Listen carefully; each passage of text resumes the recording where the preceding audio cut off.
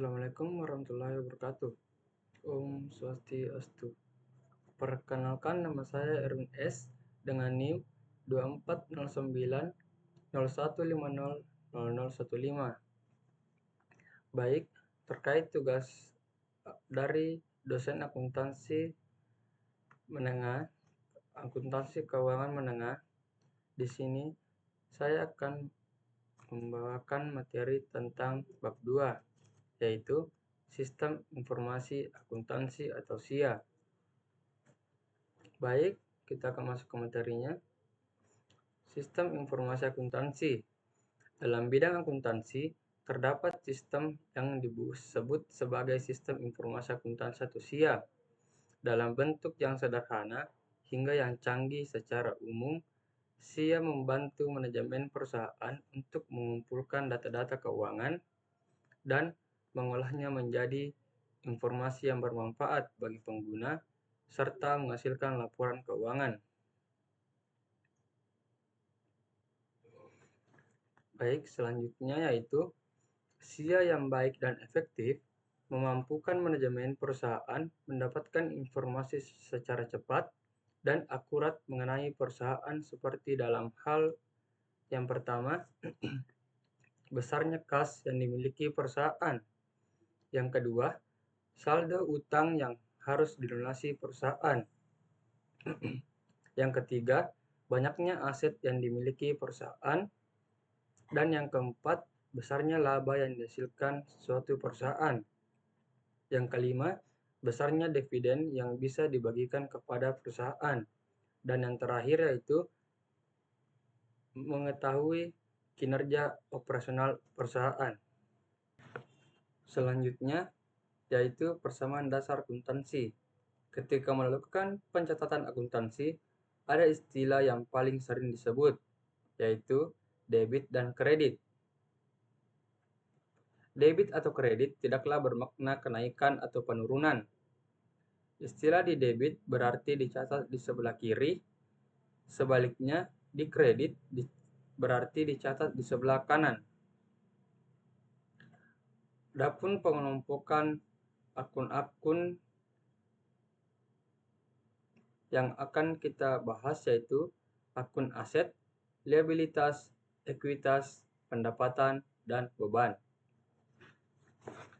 Selanjutnya terdapat sistem pencatatan akuntansi yang digunakan secara umum oleh perusahaan, yaitu sistem pembukuan ganda yang dimana pencatatan dilakukan pada sisi debit dan sisi kredit yang ditentukan berdasarkan kesepakatan bersama dalam dunia akuntansi seperti berikut ini.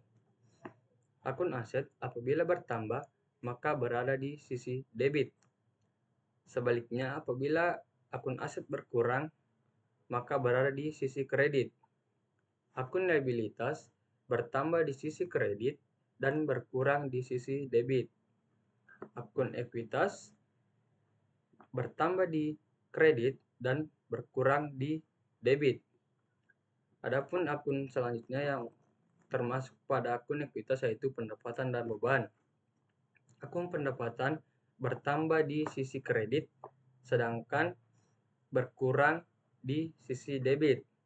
Dan selanjutnya akun beban yaitu bertambah di sisi debit dan berkurang di sisi kredit. Adapun persamaan dasar akuntansi yaitu aset sama dengan liabilitas ditambah ekuitas. Liabilitas termasuk utang atau kewajiban yang harus dibayar.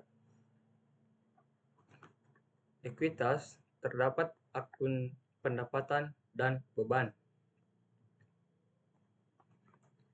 Adapun laporan keuangan yang terdapat dalam akuntansi yaitu ada 5 jenis.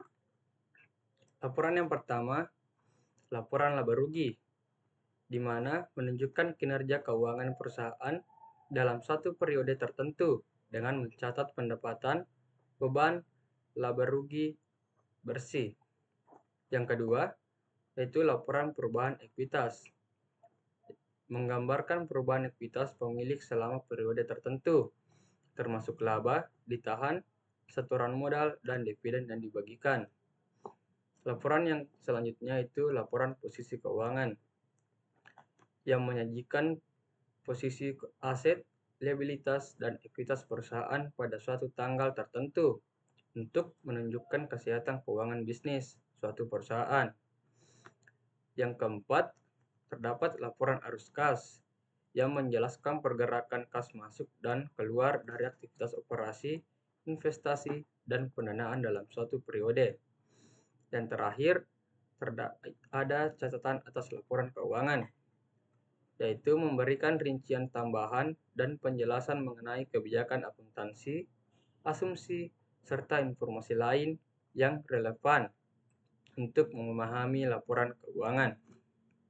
Baik, yang selanjutnya yaitu siklus akuntansi.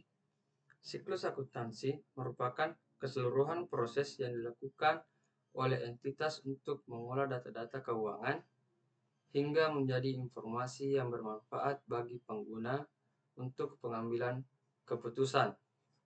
Adapun beberapa rangkaian atau ringkasan siklus akuntansi yang pertama yaitu pencatatan transaksi dalam jurnal umum. Pencatatan transaksi harian dilakukan melalui jurnal umum secara kronologis berdasarkan tanggal. Yang kedua, pemindahan atau melakukan posting dari jurnal umum ke buku besar. Pemindah bukuan atau posting merupakan langkah untuk melakukan klasifikasi akun-akun yang disesuaikan dalam buku besar. Yang ketiga, lakukan penyusunan pada neraca saldo.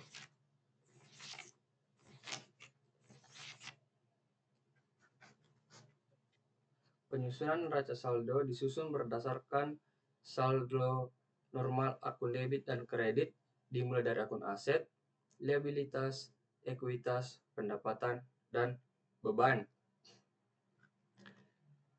Yang keempat yaitu penyusunan ayat jurnal penyesuaian. Salah satu konsekuensi entitas menerapkan prinsip akrual adalah pengakuan pendapatan dan beban harus dilakukan pada periode saat terjadinya pendapatan atau beban. Yang kelima, lanjutkan penyusunan pada neraca saldo disesuaikan.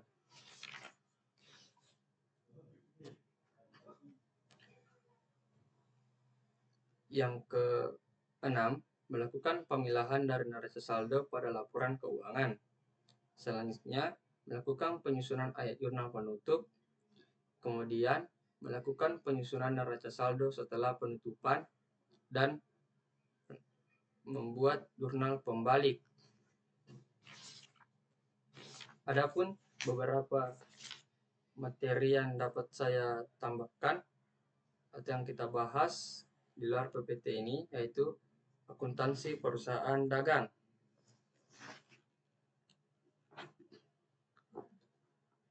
Perusahaan dagang adalah sebuah usaha atau bisnis yang menjalankan aktivitas pembelian dan penjualan barang.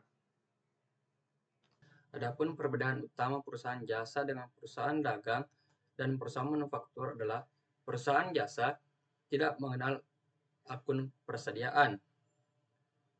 Perbedaan utama perusahaan dagang dan perusahaan manufaktur terletak pada jenis persediaan, seperti perusahaan dagang hanya mengenal satu jenis persediaan, yaitu persediaan barang dagang.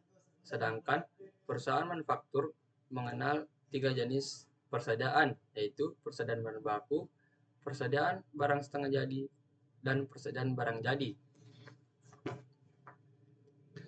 Saya rasa itu yang dapat saya sampaikan atau jelaskan terkait materi pada bab 2 yaitu sistem informasi akuntansi. Apabila ada kesalahan mohon dimaafkan. Sekian dan terima kasih.